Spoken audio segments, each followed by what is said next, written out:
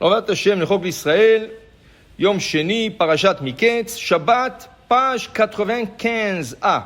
Rav Nachman bar Guria Ikla le Narda. Rav Nachman bar Guria, un rabbin, il voyageait et il s'est trouvé dans la ville de Narda, une ville en Babylone. Il est rentré dans un Beth Midrash, Baoumine, ils ont vu un rabbin avec une grande barbe et tout ça, ils ont dit, oh, monsieur le rabbin, Cholev Mishumay Mehayev, quelqu'un qui va traire une vache, Shabbat, ou une chèvre. On sait que c'est interdit, mais quelle est l'interdiction? Amar Laou, Mishum Cholev, c'est parce qu'il a trait la vache, c'est l'interdiction. Mechabetz Mishumay Mehayev, quelqu'un qui prend le lait de la vache, et il le met dans un sac en cuir. Et il secoue le lait jusqu'à que ça commence à faire comme un peu de fromage, mais il reste toujours de l'eau en haut et le fromage qui est plus dur descend en bas. Mishumay mechayev, amar la mechabetz, parce qu'il a fait le chabetz, il a secoué, megaben. Mishumay mechayev. Quelqu'un qui fait du fromage Shabbat. Il prend du lait et il forme un fromage. Et il fait un fromage. Okay? Dans un moule et tout ça. C'est quoi l'interdiction de le faire Shabbat?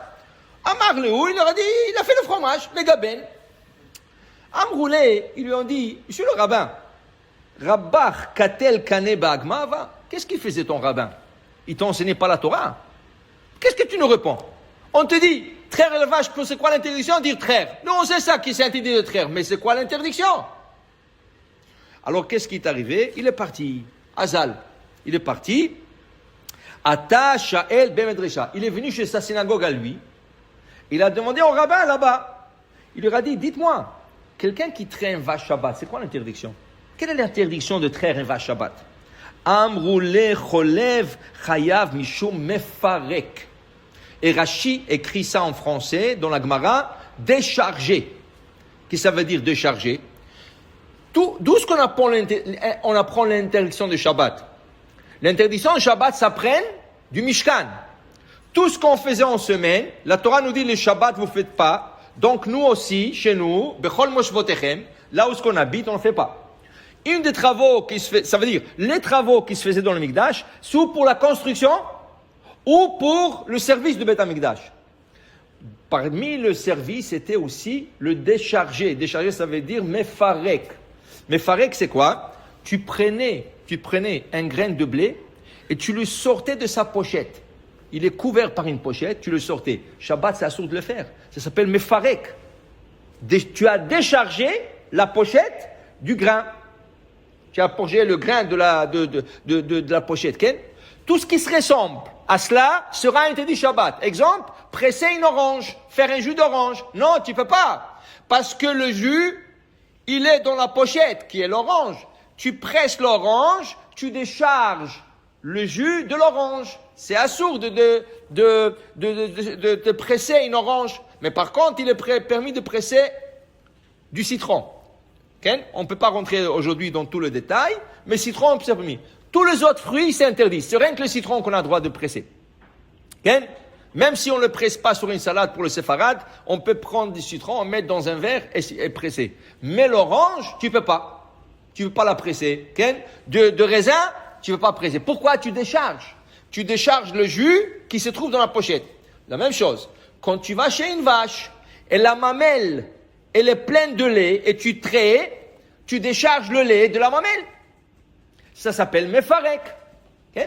Mais vous savez que les vaches, si on ne les traite pas un jour, elles peuvent tomber malades. Elles peuvent avoir de la fièvre. Elles peuvent mourir. Parce que c'est lourd sur la vache. C'est lourd. Elle pleure. Elle veut que tu la traites.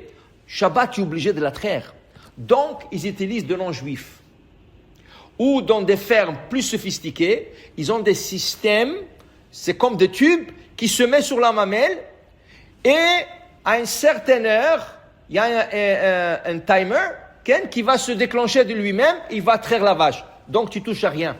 Ça se fait automatiquement. Tu touches à rien. Mais tu es obligé de la faire pour elle. Tu es obligé de le faire pour elle. Mais traire avec les mains, une vache ou une chèvre, c'est mefarek. Et je vais vous expliquer bientôt pourquoi c'est important de le savoir.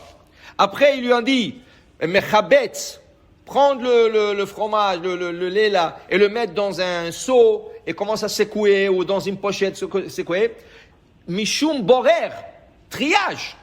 Parce que tu crées du solide et tu crées du liquide. Alors tu as trait le solide du liquide. Le liquide monte en haut parce qu'il est plus léger, le solide il descend en bas. Tu as trié. Après, il lui dit faire du fromage. C'est quoi l'interdiction de faire un fromage Shabbat? L'interdiction de faire un fromage mishum bonnet. Construction. Construction. On n'a jamais vu construction dans le fromage. Oui, monsieur. C'est quoi le sens de faire un fromage? Regarde. C'est quoi? Comment tu construis un mur? Tu prends des briques individuelles, tu mets une à côté de l'autre, et tu fais un mur. C'est permis Shabbat, complètement interdit.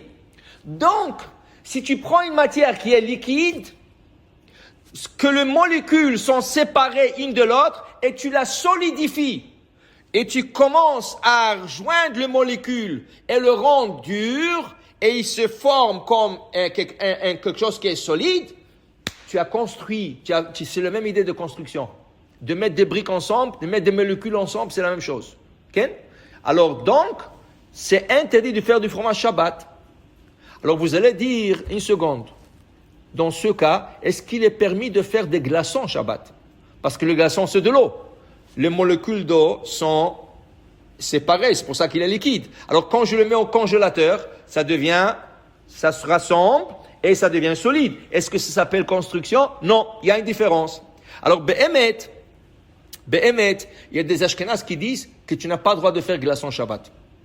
Les Ashkénazes, ils sont dans l'opinion de tu n'as pas le droit de faire des glaçons. Mais Rav Ovadia Yosef, il a dit non. Il y a une grande différence entre les deux. Pourquoi? Le fromage, quand je l'endurcis, il peut rester comme ça 2 mois et des mois, des années. Okay? Mais le glaçon, si je le laisse dehors, je le durcis, je le mets dans le congélateur, je le laisse dehors 5 minutes, il va fondre, il va retourner à son état naturel. Est-ce que tu as jamais vu un mur se fondre de lui-même? Non. Donc, c'est pas la même chose. Alors, il faut savoir la nuance. C'est des petites nuances qu'il faut comprendre. Okay? C'est pour ça qu'ils lui ont demandé à lui, à Rav Chama bar Guria, dis-nous, si on fait fromage Shabbat, si on fait ça, c'est quoi? Il dit, je sais pas, c'est important de le savoir. Parce qu'il y a des petites nuances. Il faut que tu saches à quoi tu as affaire.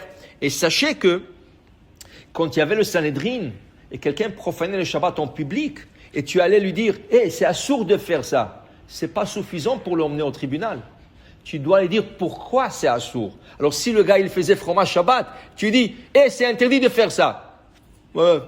Tu dois lui dire pourquoi c'est interdit. Sinon, tu peux pas l'emmener devant le juge. Okay? Pour dire, c'est très important de connaître la halachot de Shabbat. Pas rien que c'est interdit. Pas dire rien que c'est interdit. Savoir pourquoi, le pourquoi aussi. Baruch Adonai Le'olam. Amen ve Amen.